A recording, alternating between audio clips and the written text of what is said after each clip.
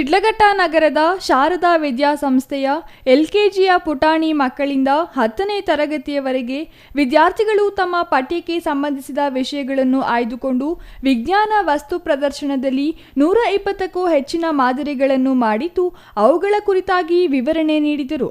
ಇನ್ನು ಶ್ರೀಕಾಂತ್ ಮಾತನಾಡಿ, ಶಾಲೆಗಳಲ್ಲಿ ಏರ್ಪಡಿಸುವ ವಿಜ್ಞಾನ ವಸ್ತು ಪ್ರದರ್ಶನಗಳು ಮಕ್ಕಳ ಬುದ್ಧಿಮಟ್ಟವನ್ನು ಹೆಚ್ಚಿಸುವಲ್ಲಿ ಸಹಕಾರಿಯಾಗುತ್ತದೆ.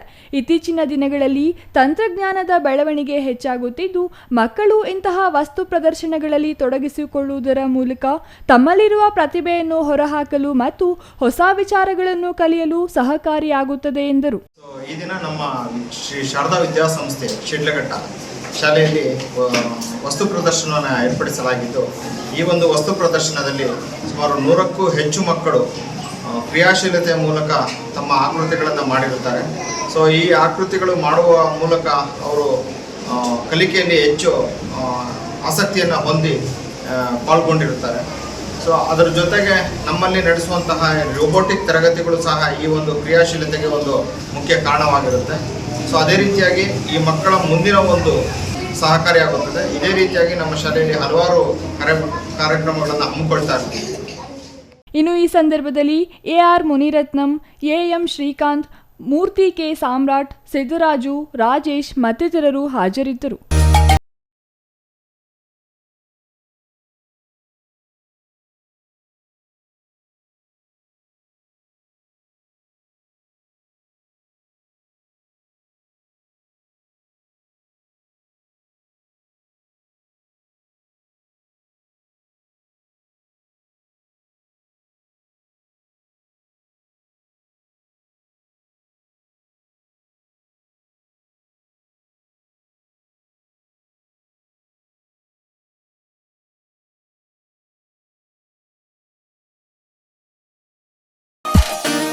ಛಾಯಾ ರಮೇಶ್, CTV ನ್ಯೂಸ್, ಶಿಡ್ಲಘಟ್ಟ.